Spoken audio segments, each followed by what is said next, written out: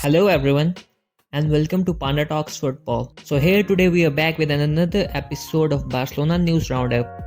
Will Florian Wirtz join Barcelona? Will Vitor Roque stay at Barcelona? Barcelona's financial situation and many more would be discussed in this video. So as we know, a report came out a few days ago by the Fernando Polo in which he stated that Deco's main objective for 2025 season is Florian Wirtz. Now Mundo Deportivo have also reported the same, that in 2025 Florian Wirtz is going to be the main battle between FC Barcelona and Real Madrid.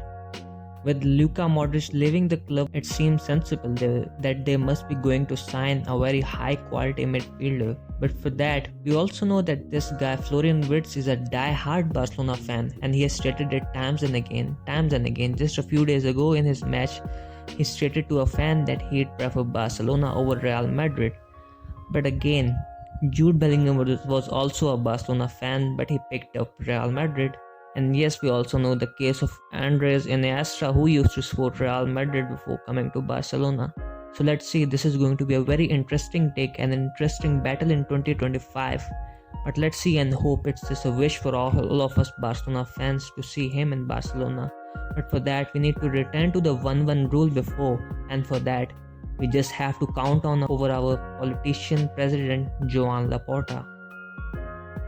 Next, we have an update coming out of Gerard Romero's podcast. Gerard Romero states that Newcastle United have made an offer worth around 15 million fixed plus 5 million euros in variables for Ferran Torres. And after that, Mundo Deportivo have further confirmed this report, stating that selling Ferran for 15 million is going to be one of the worst deals of the century for FC Barcelona.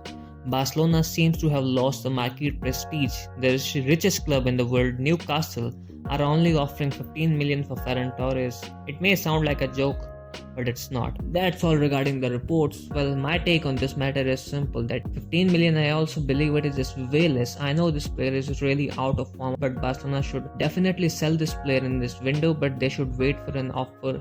I feel like we can get around 30 million for him, or at the minimum we should at least go for 25 million for this guy, because for God's sake we paid almost 60 million for this flop.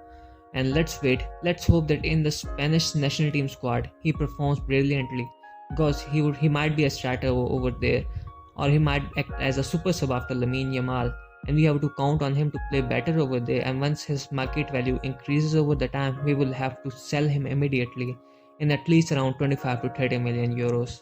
Before we move forward, please subscribe to this channel to stay updated with all of the news from the world of football and Barcelona, and let's enjoy this analysis and the banter over the news together.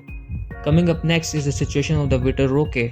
Earlier, Diario Sport reported that Napoli, Porto and Juventus are interested in getting Vitor Roque on loan, but the club would prefer to loan him to a Spanish team so he can adapt well to La Liga. But after that, a report came out of Gerard Romero a few hours ago that Vitor Roque is already in Barcelona.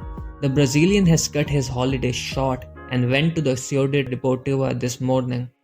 The Brazilian wants to demonstrate his qualities to Flick and be able to play a good pre-season with Barca.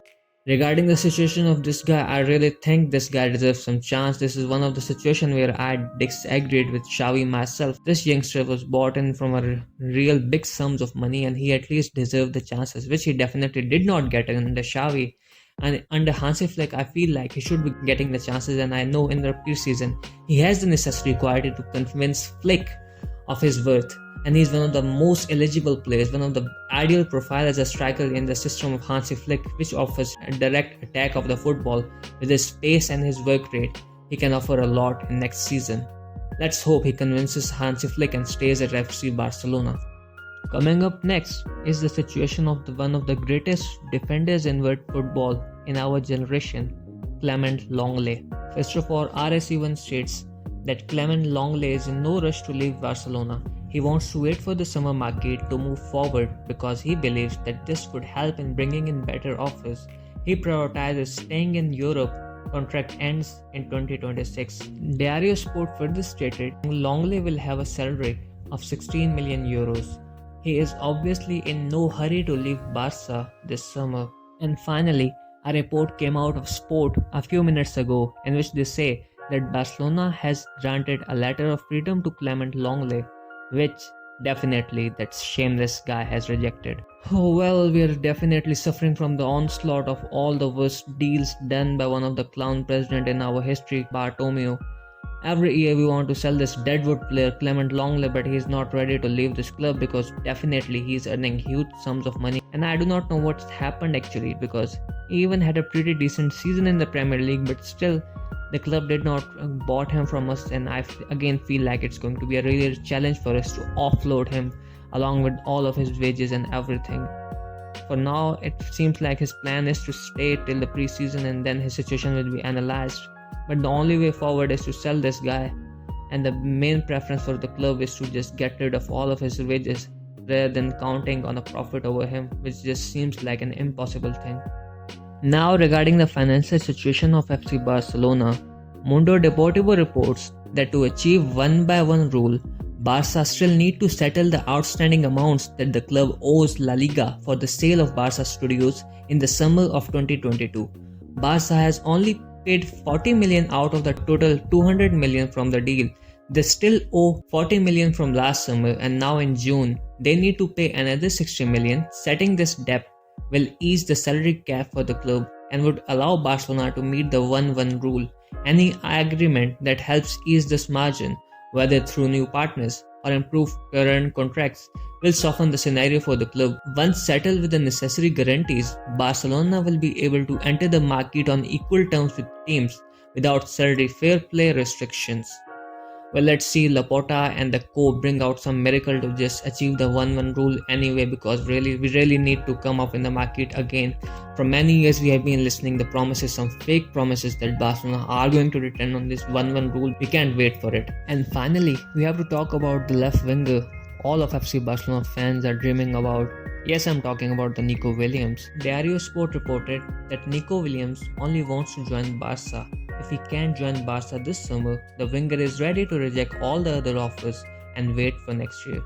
Well, I personally do not believe this offer. I just feel it is too much far-fetched for now. Other than that, there has been a report which came out of the Relevo as well as the Matteo Morato, one of the reliable journalists himself, that the release clause of Nico Williams is going to cost Barcelona around 58 million euros, and even other sources cost that the total cost including the agent fees which definitely will reach up to 60 million.